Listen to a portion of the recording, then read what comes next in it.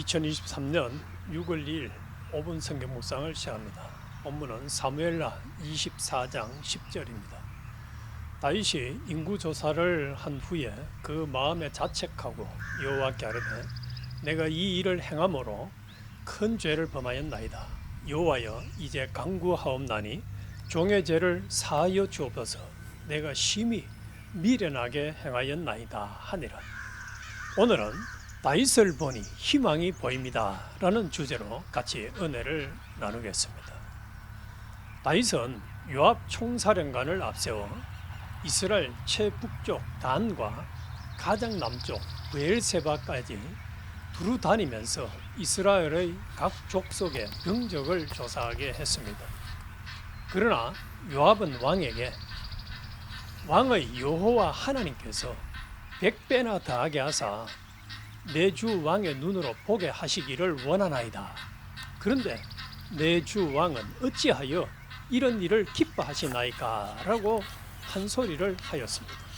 이 소리를 듣고 다윗은 돌이키기는커녕 더욱 강하게 요압과 장관들이 이스라엘 인구 조사를 하게 독촉하였습니다. 할 수 없이 요압이 보고한 칼을 쓸 수 있는 총 민병대 숫자는 이스라엘에서 80만, 유다에서 50만이었습니다.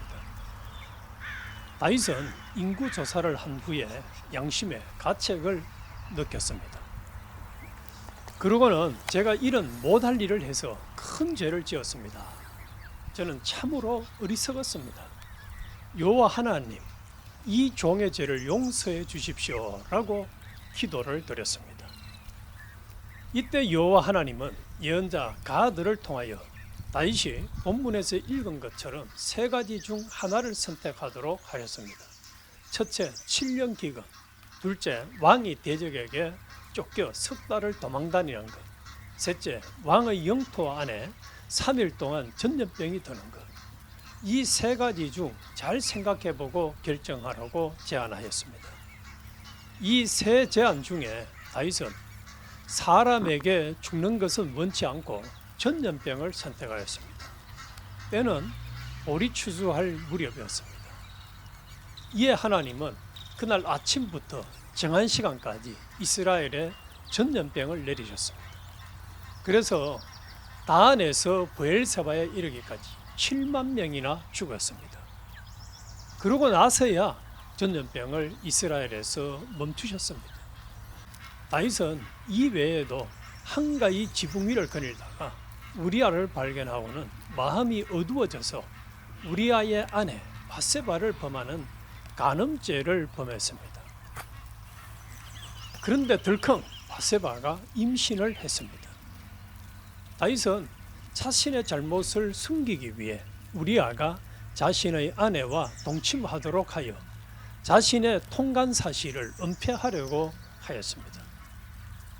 그러나 충신 우리아는 아내와의 동침을 거절하고 거듭되는 다윗의 술책에도 넘어가지 않고 끝까지 왕과 나라를 향한 충절을 지켰습니다. 이에 다급해진 다윗은 세 번째 계략으로 우리아를 가장 치열한 전선에 배치하도록 요압 장군에게 지시를 하여 살인 교사죄를 지었습니다.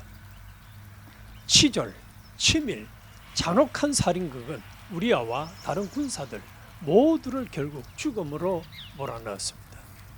그 교만이 간음의 범죄로 이어졌고 하나님과 사람들을 속이는 더 큰 기만의 죄를 낳았습니다. 이런 다윗이었지만 하나님은 다윗을 정직하고 의로운 왕으로 치부하셨습니다. 예수 그리스도를 통한 대속의 사죄와 용서가 있기에 가능한 일이죠.